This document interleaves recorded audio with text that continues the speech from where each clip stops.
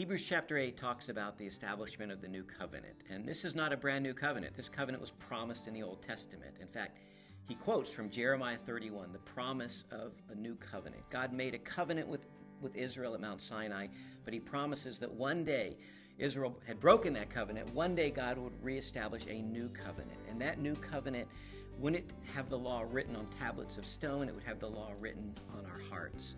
It would not provide just temporary forgiveness of sins. It would provide eternal forgiveness of sins.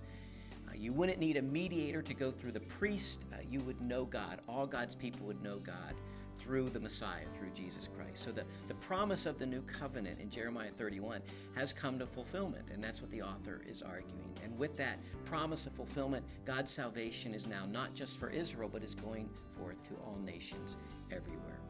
So all along, the author says, this is what God had intended. This is the fulfillment of the promises. He tells the audience, don't go back. Don't go back to your old way. Don't go back to the shadow. Don't go back to the promise, because the fulfillment has arrived. We are under the new covenant, not the old Mosaic covenant.